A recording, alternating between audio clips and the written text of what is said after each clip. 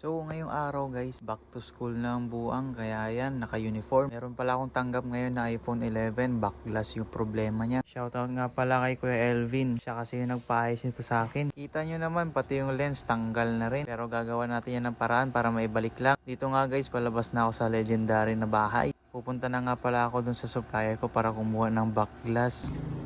Ngayon guys, pupunta ako sa supplier ko kasi doon ako kukuha ng backglass para sa iPhone 11. Samahan niya ko, tara.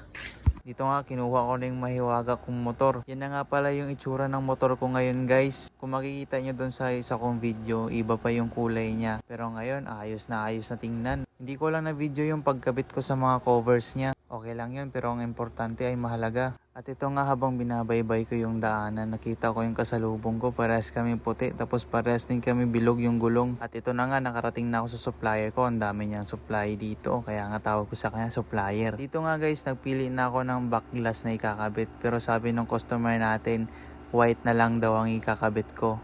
Kaya ayan, pinili ko na lang yung white. Dito nga guys, habang pabalik ako, grabe ang bilis ng patakbo ni Kuya. Siguro makatain na siya, kaya ganyan siya kabilis. Absinot! At ito nga guys, hinahanda ko na yung cellphone na ayusin ko. Ready na siya for bakbakan. Para hindi ma full storage yung cellphone ko, ginawa ko na lang timelapse itong pag-video ko dito.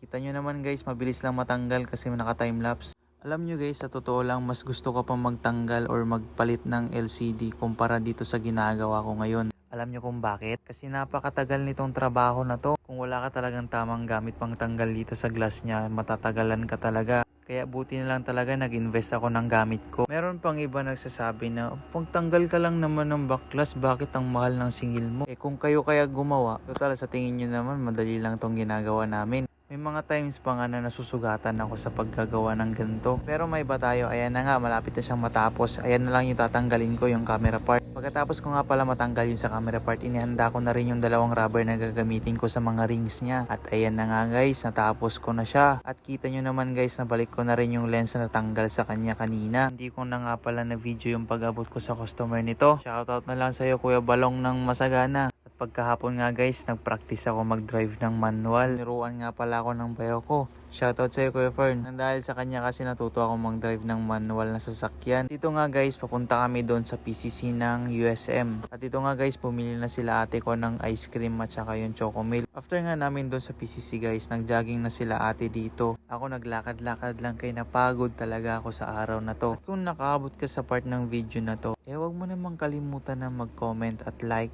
At syempre mag-follow ka na rin dito sa page ko. Dito lang muna guys. Bye-bye!